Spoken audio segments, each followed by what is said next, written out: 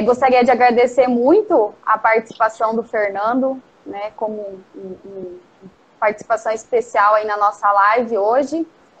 O Fernando, né, o Fernando Nardi, ele é da Casa das Bombas de Rondonópolis, é um parceiro nosso aí da Gestap, e hoje a gente traz um tema aí como fazendo, né, como que é uma fazenda hoje sem um planejamento. E uma das coisas que a gente vai discutir um pouquinho aí, qual que é o custo desse erro, né, Fernando? Sim. Ao longo da semana a gente discutiu as principais falhas que existem aí no sistema de produção de bovino de corte, e o Fernando aí com toda a sua bagagem técnica aí vai trazer alguns pontos principais para a gente. Você gostaria de se apresentar, Fernando, um pouco pro pessoal? Quero sim, quero falar um pouco. Bom, me chamo Fernando Nardi, né? Trabalho na Casa das Bombas. Eu estou nessa profissão hoje há exatamente 22 anos. Comecei lá com 17 anos e sou muito grato pelo primeiro cliente que me abriu as portas. Eu mesmo mentindo para ele, falando que tinha experiência, ele acreditou. O nome dele é Pedro Godoy, sou grato, muito grato a ele.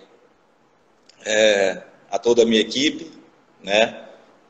Sou casado com a Laís Nardi, sou pai de 2 filhos lindos, uma menina e um menino, e tudo que a gente faz, esse sacrifício, não ficar em casa, viajar, né? É tudo por conta disso, né?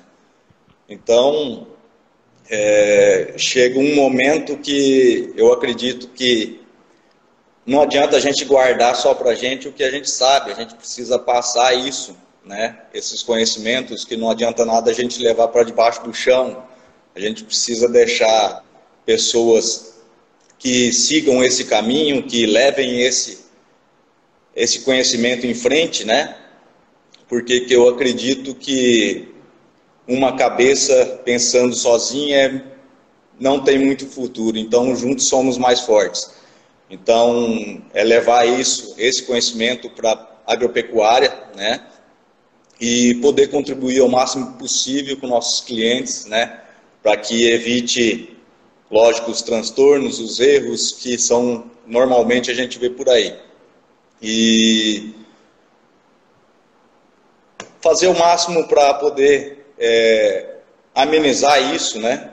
E deixar claro aos clientes e às pessoas que estão assistindo que a gente escuta muito por aí que você só vai colar um cano aqui. E não é bem assim, né? Um planejamento hidráulico, ele requer muitos dados e não ter negligência em cima deles. Tá? Então é isso que eu quero levar adiante aí e passar às pessoas que nos der a oportunidade de nos ouvir.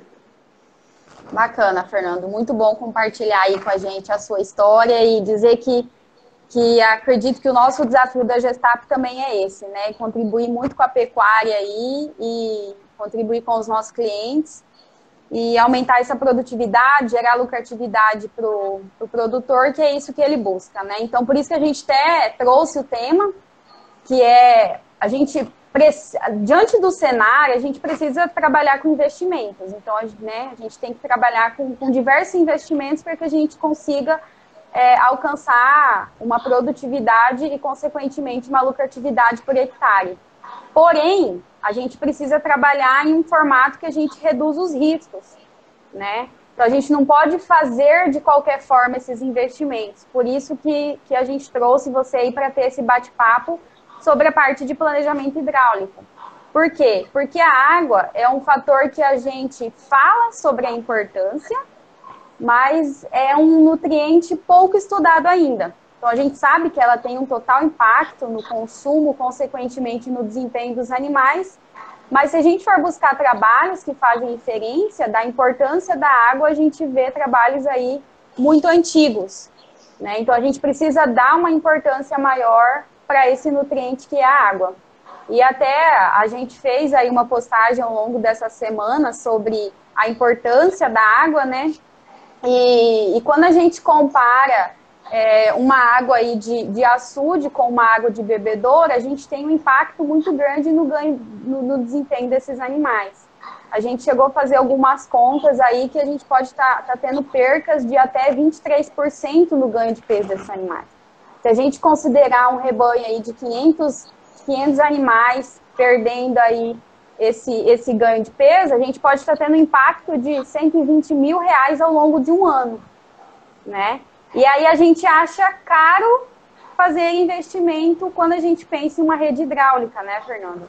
Isso. Então, é isso que a gente precisa quebrar. Nós da Gestap, nós defendemos muito sobre a questão do ajuste fino. Então, a gente precisa trabalhar esse ajuste, reduzir os riscos e aumentar a lucratividade. E por isso a gente precisa fazer de uma forma adequada.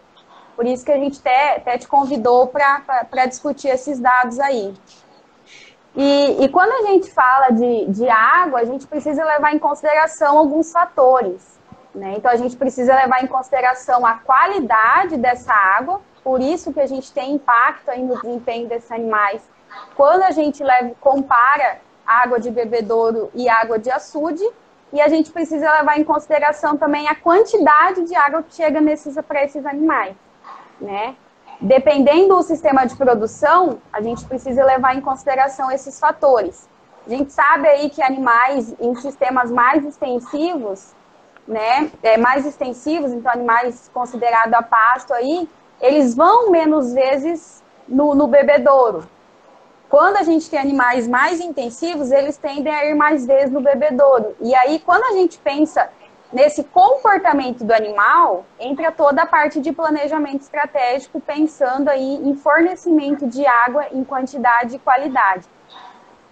E aí eu gostaria de perguntar aí, Fernando, para a gente iniciar o nosso bate-papo aí, quando a gente fala de captação de água, quais são as formas de captação de água que você mais percebe aí no dia a dia, onde você trabalha os seus projetos? Bom, Mariane, é assim, ó, em praticamente todos os projetos de abastecimento, as águas ou elas vêm de rio, represa, minas ou poços artesianos. Então, vamos se falar aí que 95% vem dessas fontes, né? É lógico que nós temos que ter muito cuidado, cada um com a sua particularidade.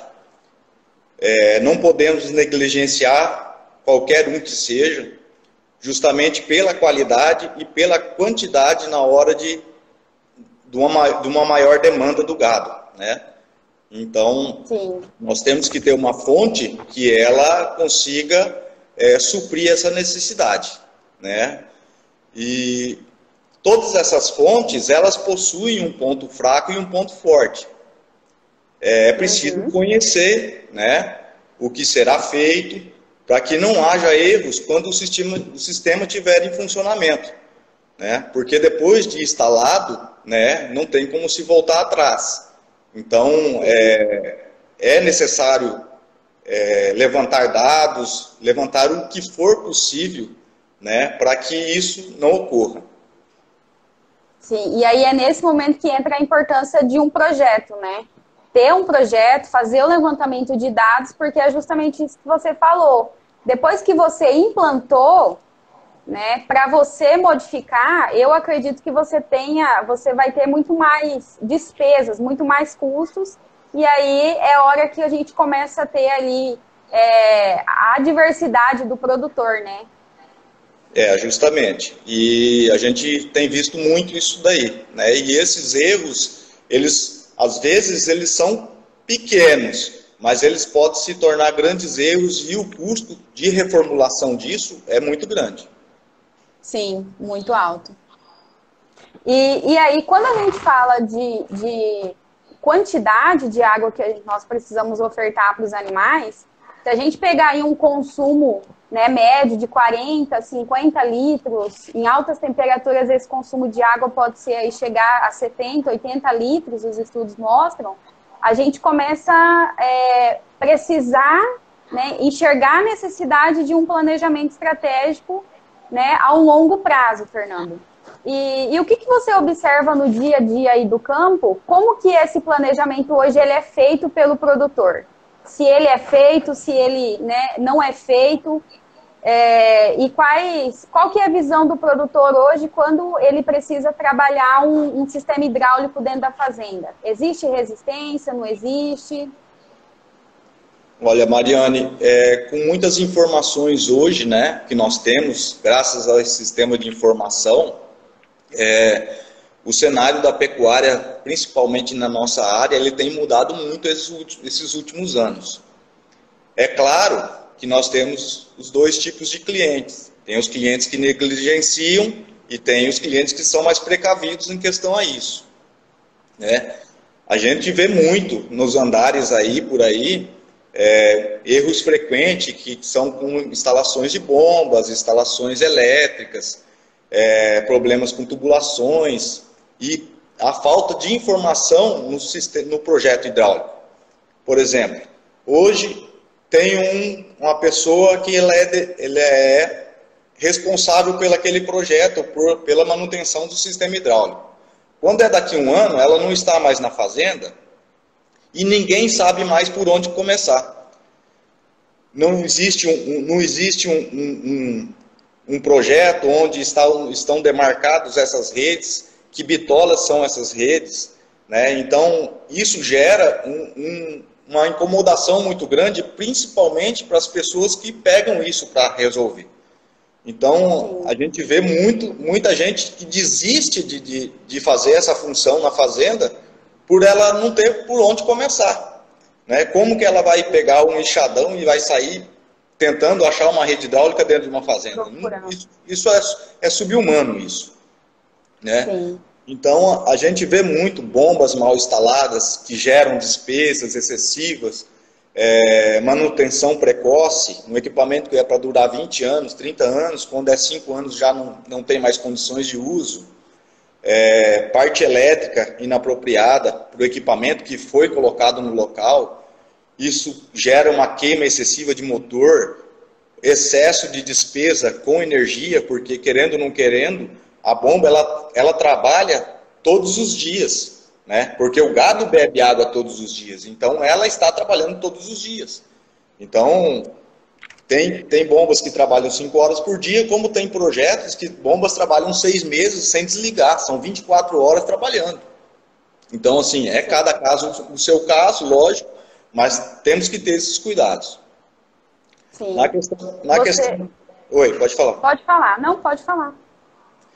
Na questão das tubulações hidráulicas, né, ela é muito instalada sem seus devidos cuidados, né? Isso gera rompimento de rede, gera vazamentos.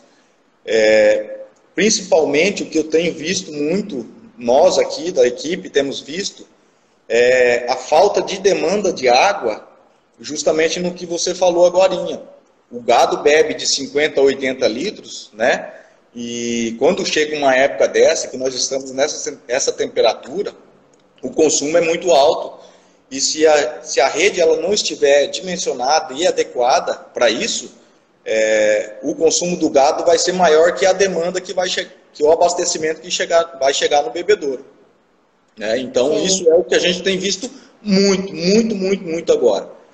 Mas é uma particularidade, porque a pecuária mudou muito nesses últimos anos, né? Para quem colocava 1 cabeça, 2 cabeças por hectare, hoje se fala em 4, 5, 6, isso aumenta muito a demanda, e isso não vinha antes, né? Então, eu acredito que é importante a gente passar isso, porque de hoje em diante as pessoas ficam cientes que esse planejamento futuro, né, da demanda do gado é muito essencial, né? Sim, é necessário, né? Isso tudo, isso tudo ocorre pela falta do planejamento, né? Justamente, pela falta de planejamento. Porque quando a gente pensa em produzir algo, a gente tem 2 caminhos. Ou pelo planejamento ou sem planejamento. E são caminhos totalmente opostos, né? E aí a gente começa a pagar o preço do erro. Por isso da importância de se fazer um projeto, de se ter um planejamento. Uma das coisas que a gente percebe muito nas consultorias é o produtor achar, né? A gente chega lá para ver, ele fala que ele tem água, mas quando a gente realmente vai a fundo, a gente percebe que ele não tem água suficiente. Então é uma falha extremamente grande, né? E isso parte muito do planejamento, porque ele tem que ter em mente qual que ele quer aumentar. Ele quer crescer? Será que o sistema que ele implantou hoje, ele vai suprir a necessidade daqui 2, 3, 5, 10 anos? Né? Então, tudo isso ele tem que pensar. Porque senão lá na frente ele vai ter que reimplantar um novo sistema e é onde ele começa a ter, né, um aumento de custo ali. E muitas vezes ele acha que o sistema não tem uma viabilidade econômica. Né? Mas é basicamente por erros de implantação, né, Fernando? Justamente. Eu sempre falo para os clientes o seguinte: a mão de obra e o serviço de maquinário para você instalar uma rede hidráulica é o mesmo. Você só erra errando na bitola do tubo. Então, assim, às vezes o projeto ele fica um pouco mais caro, pensando num dimensionamento futuro, porém, se a gente resguardar esse valor, de ter que retribuir ele de novo, fica muito mais barato, né? E sim, sem sombra de dúvida que com essa mudança, né, da pecuária, a gente precisa se reestruturar em questão a isso. Uhum. O Elton, ele fez uma pergunta. Pessoal, se vocês tiverem perguntas, podem fazer nos comentários que a gente vai acompanhando vocês. O Elton, ele fez uma pergunta, Fernando, e ele está questionando qual que seria o melhor método de captação de água, né, na sua opinião, e qual que seria o método menos eficiente. Bom, esse é um caso que a gente procura muito nos clientes observar a questão da água, realmente. Porque nessa época, ela tem uma premissa, né? Essa época, todas as águas estão limpas. Porque nós não temos chuva, nós não temos assoreamento, nós não temos nada. Hoje você faz, por exemplo, uma instalação em um rio, onde a gente não, provavelmente, quando a gente vai na fazenda, a gente não conhece todos os lugares. Então a gente não sabe o que vai acontecer daqui 2 meses na época da chuva. Então às vezes você faz um trabalho todo nessa época, achando que a água limpa, que não vai acontecer nada, e quando chega na época da chuva, aquele cenário muda totalmente, né? Então é preciso cuidar muito disso, né? Quando eu vejo dificuldades nos clientes, principalmente de águas de rio, eu recomendo que o cliente fure um poço se ele não tiver outra alternativa de água. Por 2 motivos. Uma, ele vai bombear a água de qualquer forma. A segunda é evitar essas manutenções periódicas e às vezes todos os dias. Porque, como a gente sabe, todas as fazendas e qualquer propriedade, a turma, né, o operacional, a turma que trabalha, hoje estão totalmente reduzidas e muito sobrecarregadas de serviço.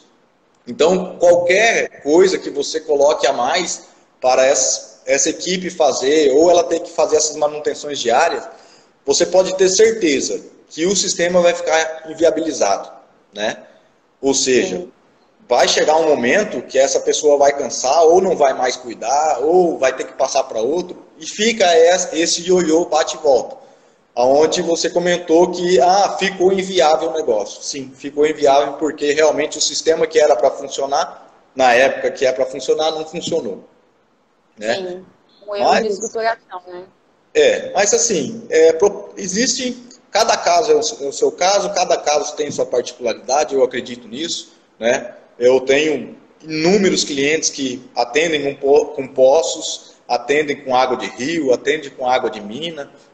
Então, assim, é muito importante ver isso na hora do planejamento, né? Para que não haja erro. Às vezes, se tem que fazer um poço artesiano, que a captação está muito longe, você precisa bombear essa água 4 quilômetros, 5 quilômetros, que isso gera um custo maior, é lógico. É preferível furar um poço, por mais que tenha um pouquinho mais de gasto, né? Então, assim, cada caso é um caso, e eu acredito que a água limpa, né? Ela é uma água que você evita de estar fazendo as manutenções, né? E é mais fácil cuidar disso, né? Sim. Então, dentro de cada propriedade, eu acredito que cada um tem a sua particularidade. Sua particularidade. Bacana. E você comentou um pouquinho anteriormente sobre as principais falhas que você observa aí no dia a dia. Quais são as principais falhas, Fernando, que você observa? Você comentou, né, a falta de um mapa. Isso não é infrequente, a gente vê isso com frequência. Né? A gente só percebe o problema quando para de vir água, né?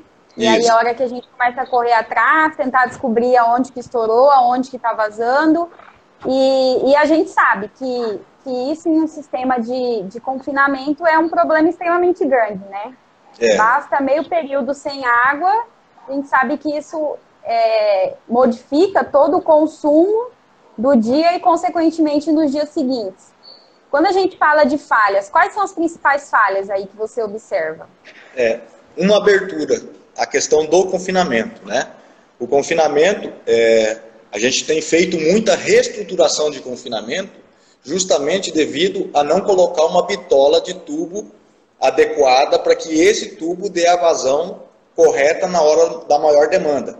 Vamos se falar das 10 horas da manhã às 3 da tarde. Vamos falar que a gente não sabe em porcentagem muito bem, mas vamos falar que esses animais consumam 60%, 70% da água nesse horário. Então, se essa rede hidráulica sofrer esse subdimensionamento, que na hora da demanda ela não consegue abastecer todos os bebedouros de todas as baias ao mesmo tempo, começa a ter essa deficiência dentro do confinamento. Isso no confinamento. Em áreas abertas, de semi-confinamento, de pastejo, a gente também costuma ver, né? Porém, o semi-confinamento e o confinamento é mais frequente. Uhum. Então, assim, é preciso ter muito cuidado com tubulação hidráulica, principalmente em bitolas. Uhum. Quando você fala, igual você falou, se a gente for, eu até fiz uma conta aqui, se a gente pegar aí, né, 100 animais consumindo 50 litros de água por dia, eles teriam um consumo aí de 5 mil litros em 24 horas. Se a gente concentra isso em picos de consumo ali das 10 às 2, 3 da tarde, né, que a gente fala aí uma estimativa de 50% do consumo médio concentrada nesses picos, a gente precisaria estar fornecendo aí 2.500 litros naquele período. Né? Por isso da importância desse planejamento que você falou, que a gente teria que ter uma vazão média aí de 600 litros por hora, isso que eu estou considerando 100 animais, né? 100 animais. Agora a gente imagina um confinamento aí de 2.000, 5.000 animais, 10.000 animais. Qual que é o impacto e a importância da água e esse planejamento, né? Que você está falando aí de um projeto a ponto de suprir toda essa necessidade de água dentro do sistema de confinamento. Então é importante, né? Porque é o que eu falei, dentro de uma instalação, toda a mão de obra e toda a reestrutura, ela se torna o mesmo valor, a não ser que muda a tubulação. Então, é preferível fazer algo com segurança do que fazer algo na dúvida, né? Porque depois de um projeto desse rodando, como é que você vai reestruturar ele, né? Sem sofrer deficiência nele e sofrer desgaste tanto na parte estrutural como na parte de operacional ali, se você tiver que entrar com mão de obra dentro do projeto já funcionando. Né? Sim. A gente tem uma pergunta da Carolina, que ela pergunta assim, qual que é a bitola de cano que geralmente você recomenda?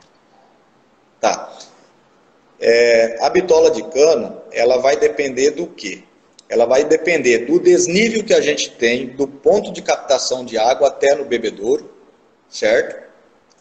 A sua distância e a demanda que vai ter nesse bebedouro. Então, é importante se fazer isso em loco, porque dentro de uma fazenda você pode ter 2, 3, 4 setores, né? Que isso ocasiona mudanças de bitola.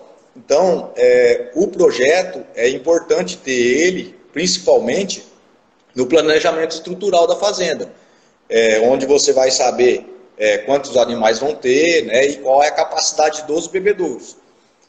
uma premissa que tem acontecido muito é o seguinte: bebedouros que têm porte de armazenamento de água é uma coisa.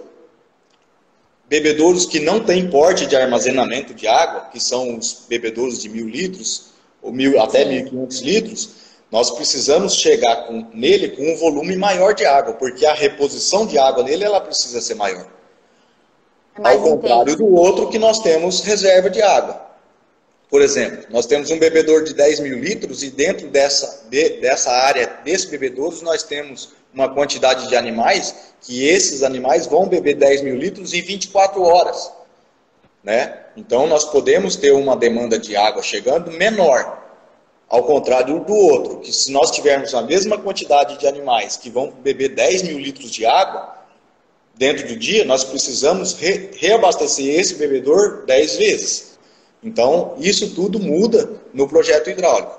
Mas nós levamos em consideração, primeiramente, o desnível e a distância dentro dos projetos a cada ponto de abastecimento. Sim. A partir daí, a gente define a bitola de tubo a ser usada. Uhum. Legal, Fernando. A gente tem uma pergunta também aqui sobre qual que é a qualidade que você percebe com relação aos fornecedores de encanamento. Você percebe uma alteração de qualidade? Olha, nós temos algumas marcas, lógico, que são consideradas primeira linha, e temos as outras marcas que são consideradas segunda linha. Mas, em prática, nesses últimos anos, Mariane, as primeiras linhas, por elas ter uma demanda maior, uma venda maior nessa tubulação, os preços deles são menores que os preços de segunda linha. Às vezes, tem uma crença na cabeça das pessoas que o material de segunda linha ele vai ser mais barato que o de primeira linha.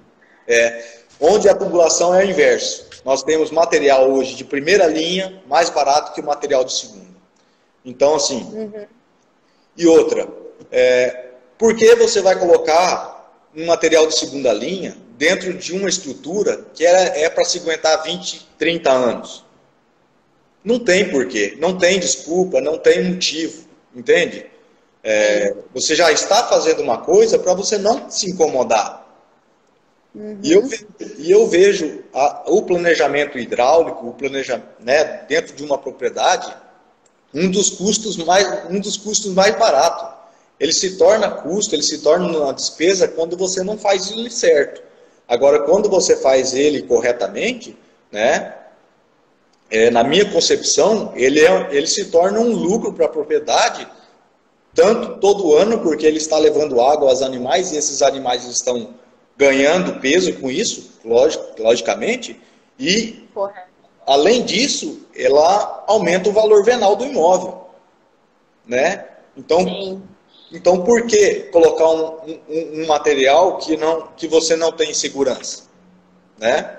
Então, eu não vejo motivo disso, até porque o material... É o barato que sai caro, né? Aquele velho ditado, né?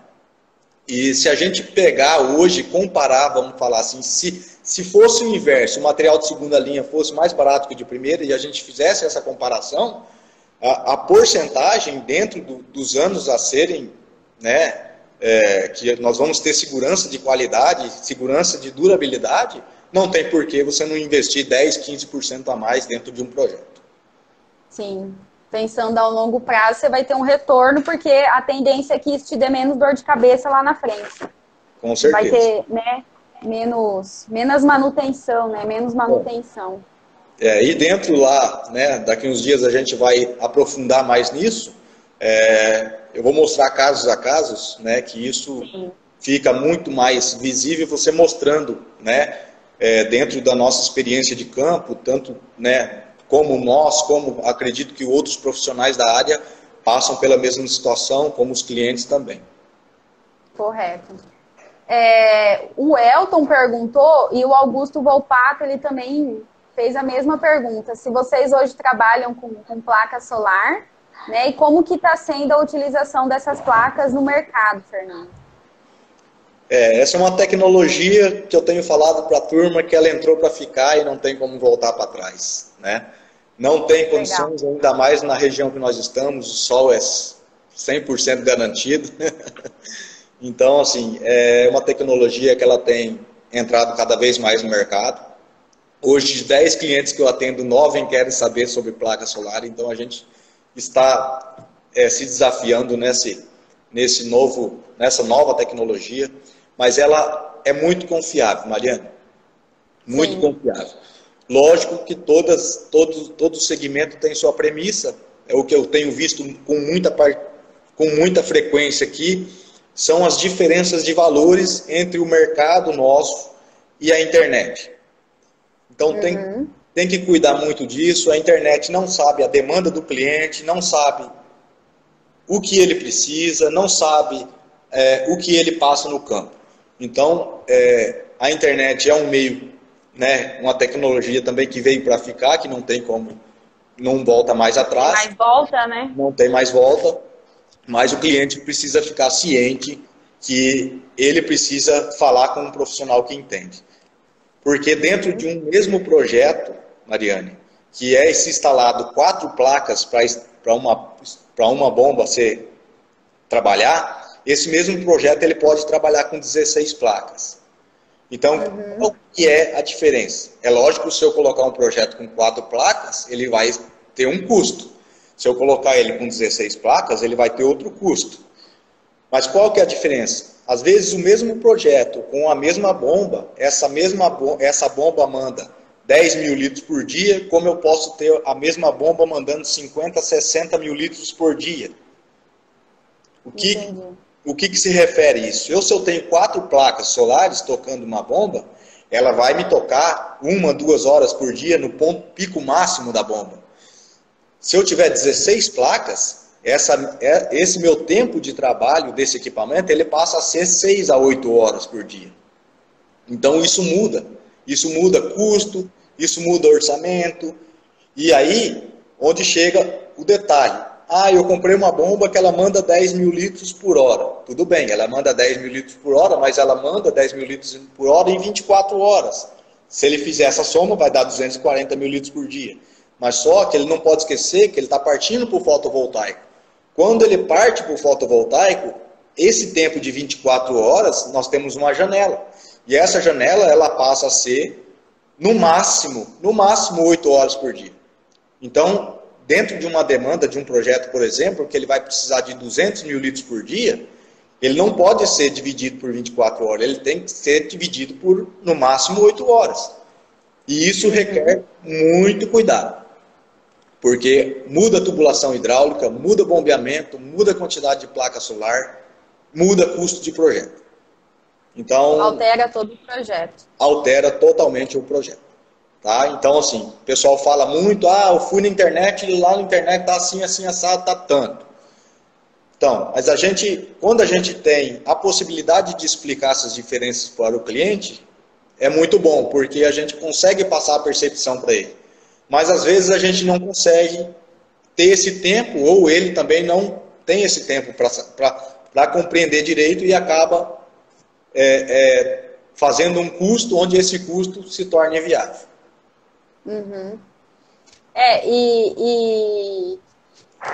E assim, você pautou muitas coisas sobre o erro que aumenta esse custo, né?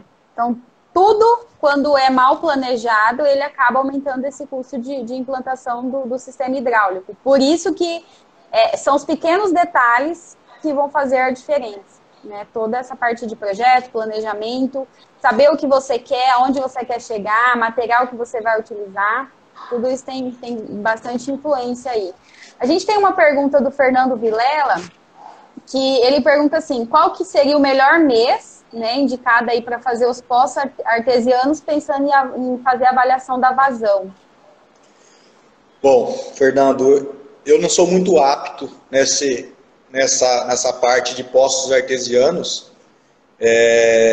mas pelo conhecimento que a gente tem em campo, quando você tem um poço que ele já está perfurado, se for uma região de lençol freático bom de água, o que ele sofre de alterações não é muito, né? Então, é preciso se avaliar bem a região, as regiões mudam muito de uma região para outra, os tipos de poços mudam também de um para o outro, então é preciso, sim, falar com a pessoa mais adequada, ou alguém que conhece a região, né, no sistema, na condição da geologia da região, porque isso muda muito, né, e isso altera também, lá na frente, o uso da demanda. Por exemplo, agora nós estamos numa época de seca, se o poço é um poço que ele altera muito, né, esse poço que altera muito, geralmente são os semi-artesianos, né, que eles são perfurados até 50, 60 metros.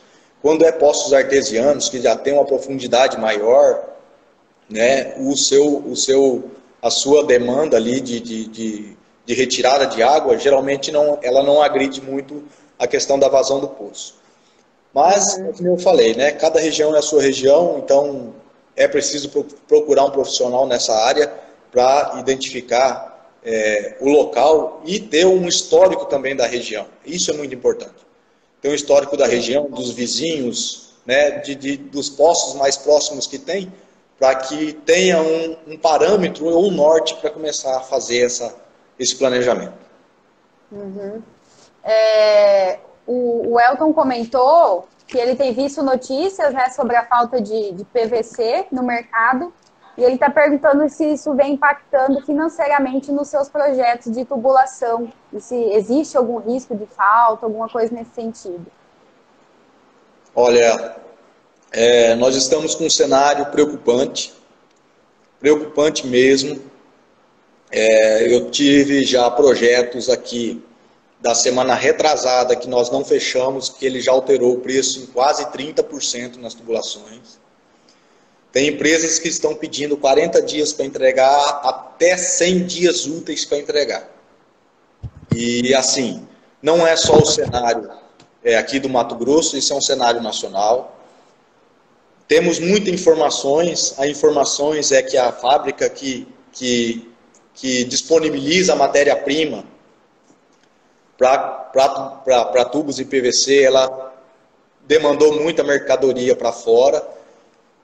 Outras é que a demanda está muita, então assim, a gente não tem muito bem claro o que realmente está acontecendo, né? Mas o que está havendo um recesso, já está havendo. Nós acreditamos que nós vamos ter projetos dentro desse ano que já vão ser prejudicados, não vamos conseguir entregá-los dentro desse ano. Não sabemos o futuro desses preços, se eles vão se manter a isso, ou se é porque esse cenário que está acontecendo nesse momento. Então, assim, está muito confuso, mercadorias estão demorando para chegar, e realmente está tendo essa má notícia do mercado, tá? Realmente os preços estão uma loucura, as fábricas não estão conseguindo segurar, as empresas do Mato Grosso que tinham estoque praticamente já estão zerando os estoques. Mas assim, está uma loucura total, um cenário que a gente nunca tinha passado, havia passado essa época de seca, às vezes demorar 30 dias, 40 dias, 50 dias para chegar. Mas chegar nesse ponto que chegou, eu em 20 anos é a primeira vez que eu vejo. Sim. Fernando, vamos imaginar que eu seja, né, uma produtora e eu busque você para que a gente faça aí uma instalação de um sistema hidráulico. Como que é o passo inicial? Por onde que você começa? Dá uma resumida aí para a gente, só para a gente entender melhor, né, como que é o dimensionamento aí de um projeto hidráulico. Tá, vamos lá. Primeira coisa, quando a gente é procurado, a gente precisa conhecer o planejamento estrutural da fazenda, né? Acredito que essa parte é a parte que a Gestap faz e outros profissionais da área fazem, porque são esses profissionais que vão demandar a quantidade de animais por pastos e até a lotação máxima da fazenda, que é o que a gente precisa saber, né? Tendo essas informações desse planejamento estrutural, a gente entra com trabalhando em loco, né, nesse planejamento, né, visando um projeto cujo mesmo não venha atender as variações que estejam dentro dele e até aumento da capacidade da fazenda, evitando o retrabalho e o aumento de custos que nós tínhamos comentado anteriormente, né? Sim. Um terceiro ponto seria tornar um projeto hidráulico, né, bem planejado. Por isso que é importante, mesmo depois desse planejamento estrutural, irmos na fazenda, andar, né, na propriedade para observar a água, observar os pontos que a gente observa que podemos ter problema. E isso tudo a gente faz um levantamento pessoalmente na fazenda, né? Sim. E é importante trabalhar, né? O projeto hidráulico, ele depende muito de dados. Esses dados, principalmente de lotação de animais na fazenda, né? Então, por isso é importante esse cruzamento de dados entre o planejamento estrutural e o planejamento hidráulico. Legal. Então, você une, né, a parte técnica de quantidade de animal, qual que é o planejamento de expansão da fazenda e em contrapartida, qual que seria a necessidade de água e você faz toda a parte de estruturação ali, né, pensando na tubulação, qual é melhor, a bomba mais adequada.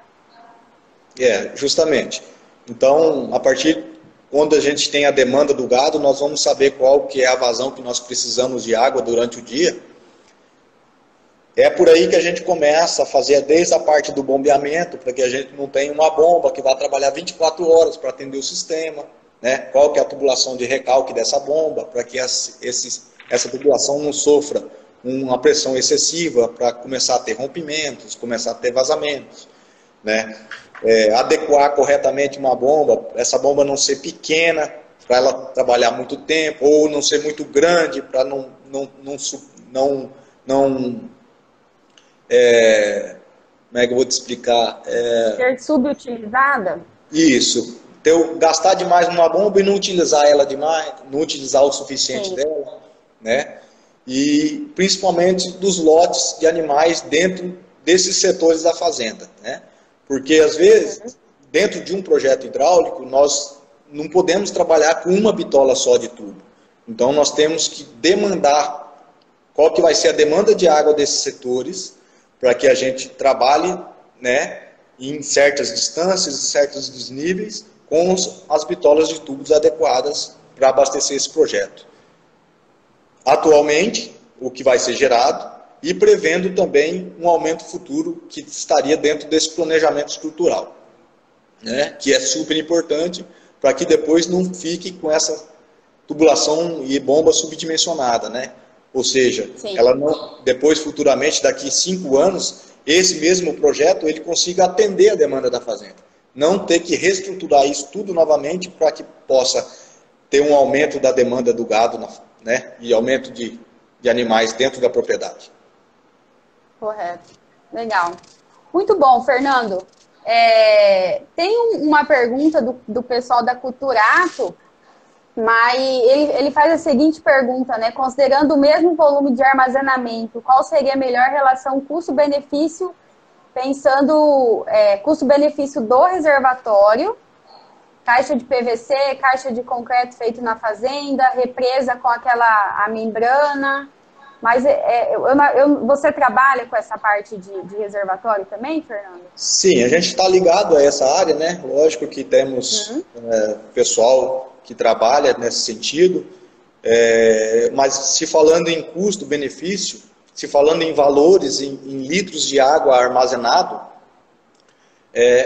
o sistema hoje de reservatório de geomembrana, se comparado ao alvenaria, ele fica muito mais barato, né?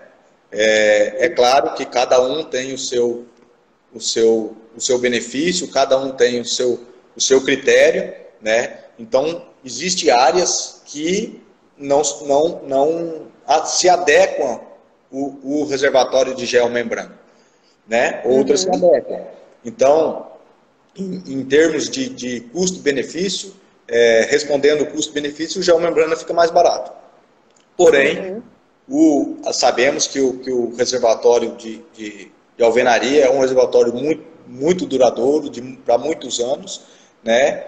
E dentro de cada local existe vamos se falar, uma adequação do terreno onde ele se adapta melhor, né? Sim. Então, quando você fala dessa questão da lona de geomembrana, você fala sobre essa questão de adaptação ao local. O que seria esse fator de adaptação? Vamos se falar. Se adequa ou não? Vamos se falar em uma área muito plana, né?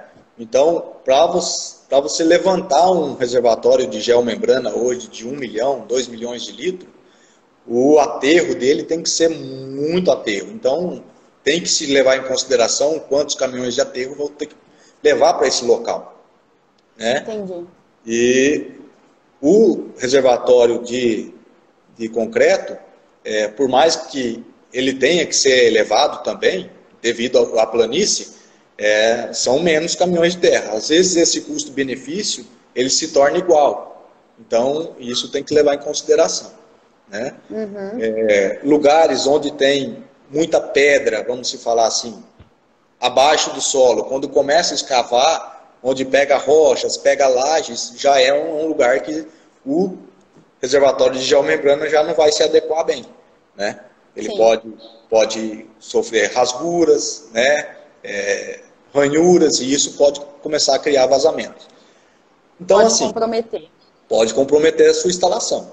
É lógico que eles também, cada um tem os seus cuidados de instalação, né?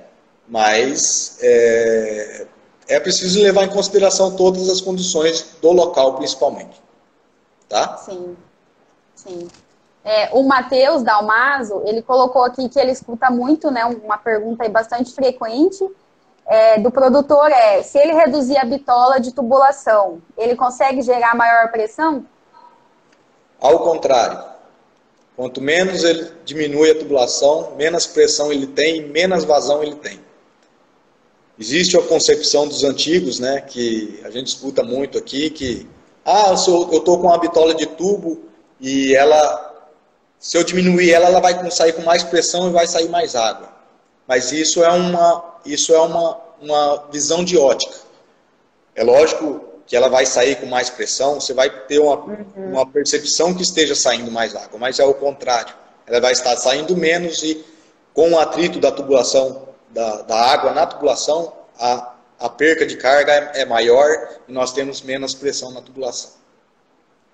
Eu sempre faço uma analogia em questão da seringa. Quando você pega uma seringa e você coloca uma agulha nela, a força que você tem que fazer para esse líquido sair na agulha. Você tira essa agulha, o bico fica mais grosso, você trabalha isso mais livremente. Então é isso, a concepção da rede hidráulica é essa, né? Quanto mais fina a rede, menos vazão você tem no final da tubulação. E isso tem impacto no consumo de sobrecarregar a bomba, alguma coisa nesse sentido, Fernando, ou não? Na questão do bombeamento, a tubulação quanto mais fina, pior para a bomba. Ou seja, se eu trabalho com uma tubulação de 2 polegadas, para ela mandar 10 mil litros horas, eu vou ter uma perca de carga nela considerável. Se eu passar essa mesma tubulação a ser 3 polegadas, eu não tenho praticamente perca de carga nenhuma. Então, dependendo da distância de bombeamento, se for um bombeamento curto, é lógico que a perca de carga vai ser menor. Mas se eu tiver um bombeamento muito distante, 3 km, 4 km, a perca de carga é altamente considerável e isso começa a sofrer rompimento de rede. Você tem que colocar uma bomba 2, 3 vezes maior, com mais potência, para empurrar essa água no final. Ela vai empurrar. Só que, em vez dela empurrar 10 mil litros de água com um motor de 5 cavalos, você vai ter que colocar um motor de 15 cavalos para empurrar a mesma quantidade de água. Então, a rede do sistema de bombeamento, ela é essencial no projeto da demanda de água. E é muito interessante o que você falou, porque daí a gente volta para a questão de custo. A gente economiza utilizando uma tubulação, né? Uma tubulação aí com bitola menor, mas aí você sobrecarrega na energia, né? Contrapartida, você está gastando 3 vezes mais energia. E isso ao longo do tempo, em 1 ano, 2 anos, já se pagou a diferença. Justamente, já se paga a diferença. Então, assim, é um detalhe, mas que tem um impacto muito grande ao longo do tempo, né? Justamente, né? Então, voltando lá novamente no planejamento estrutural. Hoje eu tenho 1.000 animais. Beleza, hoje tem 1.000 animais. E daqui 5 anos? Vai ter 3.000 animais? Então, o consumo de 50 mil litros, ele vai passar a ser 150 mil litros, 200 mil litros por dia. Né? Então, quando a gente faz essa conta, se falando em 10 mil litros, que é um exemplo que a gente deu, para 1.000 cabeças, a bomba vai trabalhar 5 horas por dia.